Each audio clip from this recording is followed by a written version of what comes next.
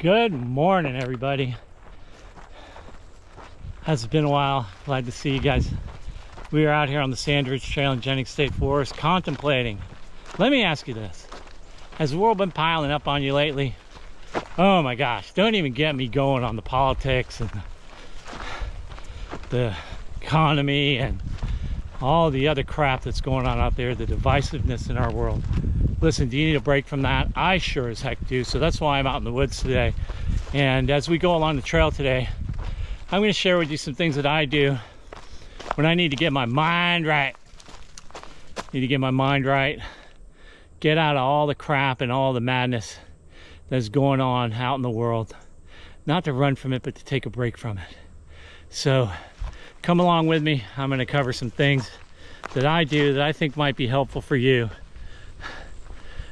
to get out on the trail, or even sometimes just in your backyard, to help you cope with this mad world that we live in. Let's get hiking. All right, point number one, what are you putting in your ears? So I know a lot of folks don't like to hike with music on. I personally do if I'm by myself.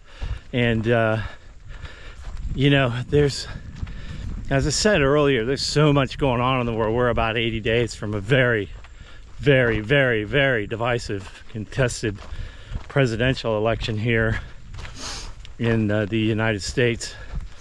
It's so easy to fall in the trap of listening to those podcasts and those different things, news stories that, you know, match what you believe in and are generally pretty negative. So for me, I need mental health break. I'm not putting any of that crap. I'm not even putting hiking podcasts. I don't want to hear people talking to me, talking at me. I've got music going on, whatever your favorite music is. If you love music and you like it on the trail and it's not a distraction to you, then hey, why not listen to it while you're on the trail and stay away from all those other distractions and things in life that are going to bother you. If you don't like music, take your headphones out. Don't even bring them with you.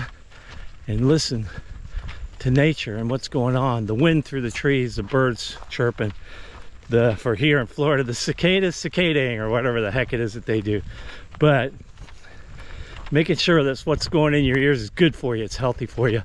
That's number one, or A, or whatever number I picked for the thing to do to help get your mind right when you're out on the trail. So let's keep on cruising. All right.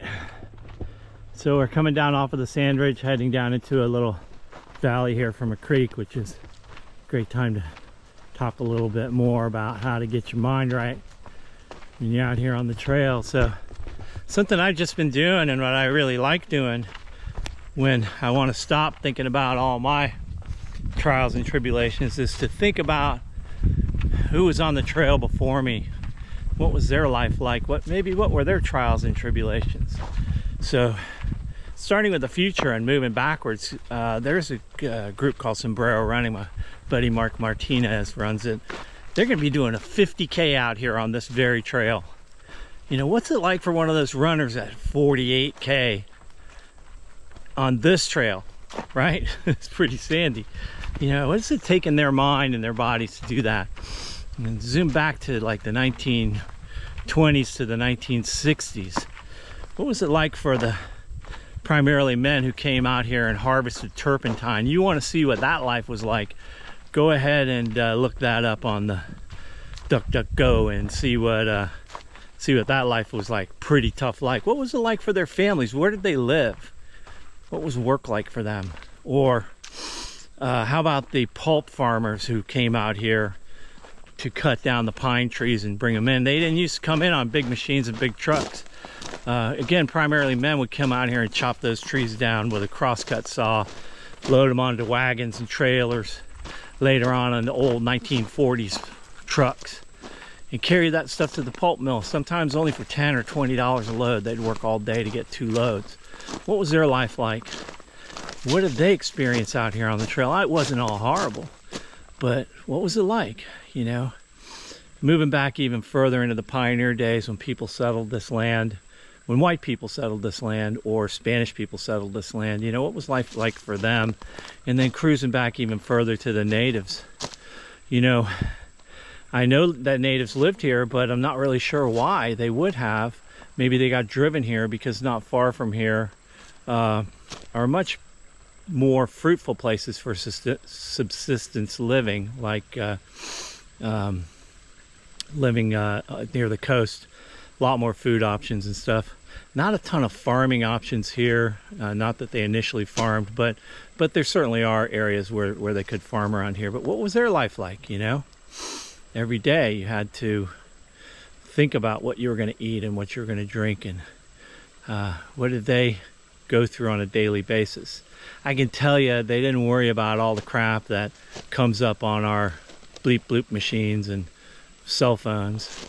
They didn't have to think about that stuff, and I think if they popped into the future, they probably wouldn't think about that stuff today. So those are things that I consider, and then kind of compare it and contrast to my life. What can I do differently? So just something to think about. And while we're here, ooh, look at that.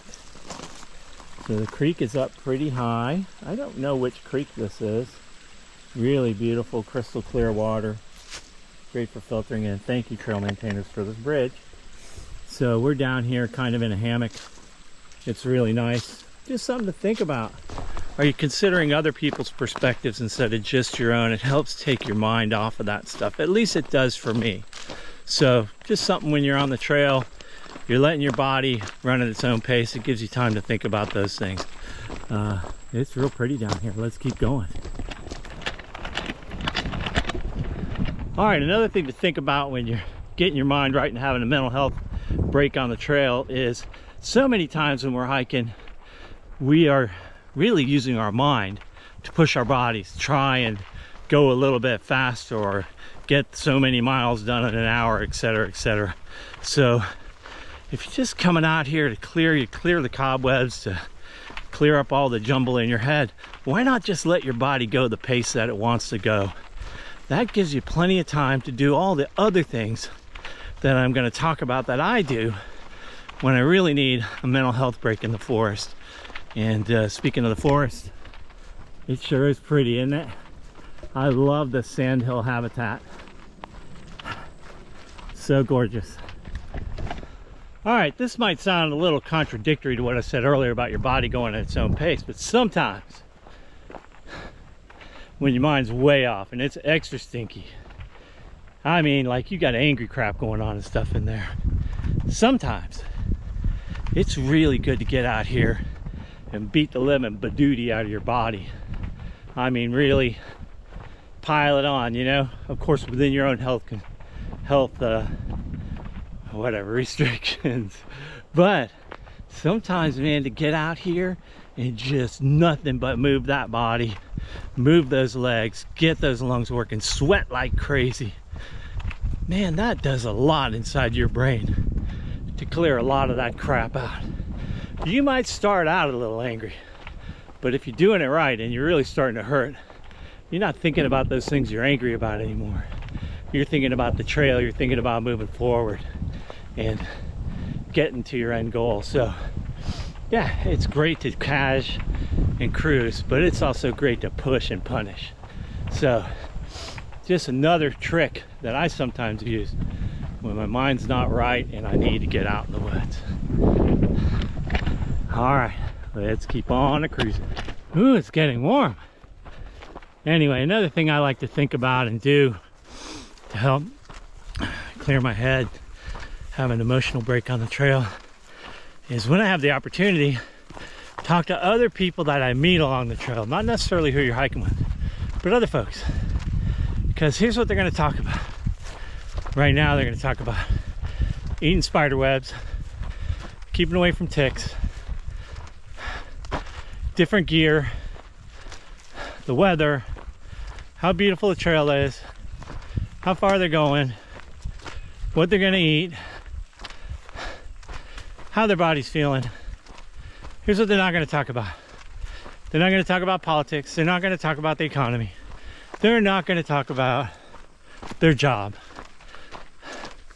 They're not going to talk about all the things that you came in the woods to get away from 99.9% of the time, You guys will not be talking about that. You'll just be getting to know other like-minded people, like-minded in the way of the trail,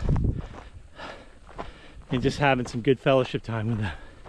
So just something to think about when you see those people. If you have time to have a little chat, it's really kind of nice. Looks like I was climbing a hill. Looks like we're heading back down again now, so let's keep rolling.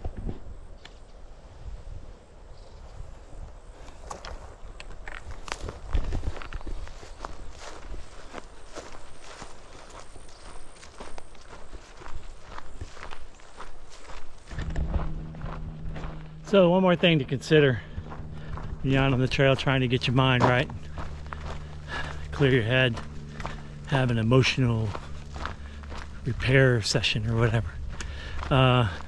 You know, so much of the time on the trail we're doing this because we don't want to trip and fall and break our necks, step on a snake, step in pig poop, whatever.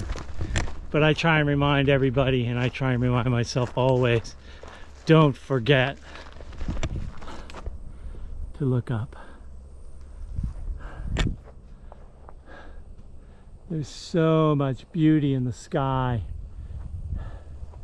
and in the trees. There's so many animals up there that if you don't just stop for a few minutes and look up. I know you can't hike along the trail looking like this all the time. I'm not looking like this. I'm looking down because I don't want to fall and bust my head, but you can stop and look up and contemplate how tiny we are in the grand scheme of things. You know, we are but tiny little ants to the universe. So just put it in perspective, folks. That's what I try to do anyway. I'm back in spiderweb land, so I'm gonna have to navigate through here where they're gonna get all of my teeth. So let's keep cruising. We'll wrap this up in a little while. Another thing, especially here in Florida, and it's probably a little easier in other places, but to spend time enjoying God's creation and really digging into it and looking at it. The reason I say it's different, it's pretty easy to, if you're in the mountains, to see an epic view and say, ooh, man, that's pretty crazy. Look at that. God made that. But here in Florida, well, we don't have too many of those. But considering the details around you, you know, I was walking around some turkey oaks earlier. This little tiny turkey oak, here's one right here, has big giant leaves on it. But if I go by a big giant turkey oak, it's got the same size or even smaller leaves on it. That's interesting. Why is that? This is a live oak here. It's awesome.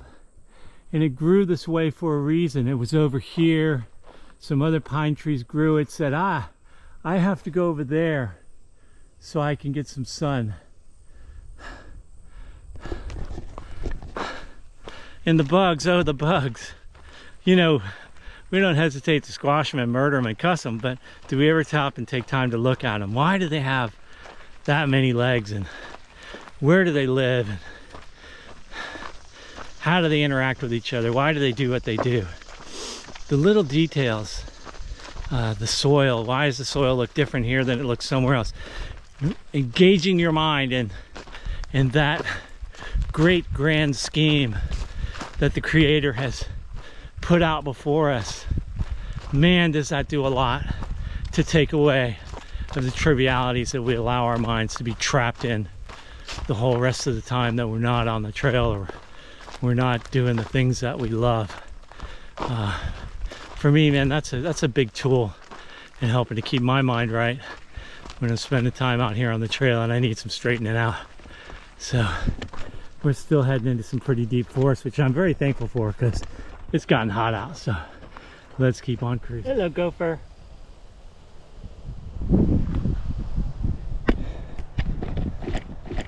So that's a cool little gopher hole. So let's think about wrapping this thing up. First of all, I'm not a preacher, and I'm certainly not a psychiatrist, psychologist, head shrinker of any kind. I'm just sharing with you my thoughts of what I need to do when I need to get my mind right out here in the woods. And what better time to get connected to your higher power. For me, I think most of you know me, it's God. It's the God of Abraham. It is my Lord and Savior Jesus Christ, and it's Holy Spirit who lives in me, was sent as a helper to live within me and to help guide me through this life. So trail time is a great time to have conversations with those folks. You gotta have something bigger than you. If you don't, then I mean, I don't care what it is. I do care, but I mean, it's your choice as to what that is. But if there's not something bigger than you that you recognize is more powerful than you, then you know you're it. So there's no getting out of it. It's all on you. I watch a lot of YouTubers. I have some that are my friends. I have some that are just my YouTube friends. And the hikers that I see something pretty common in them. And that is when they're doing the right things of getting their mind right, when they're on the trail and they're focused and tuned into it. Very, very often, and this has happened to me many, many times. It happened to me today earlier. You get emotional, and to allow that emotion to your connection to the universe, to the forest, to the trail, is a really important thing. You know, we allow the world to get us all emotional about certain things, to cause us to cry, to cause us to get excited, to get angry. But to allow God's earth to get us emotional, I think is a really important thing for our mental health. So with that, I'm going to wrap it up. I got about a mile left to go here on the beautiful Sand Ridge Trail. I hope you enjoyed tagging along with me. Thank you for listening to my rants. Hopefully it's useful to somebody. If you did like it, hey, please subscribe and hit like so more people can see this. If you hit the little bell, it will let you know the next time we post a video here. And until then, we'll see you on the trail, everybody. Happy trails. Bye-bye.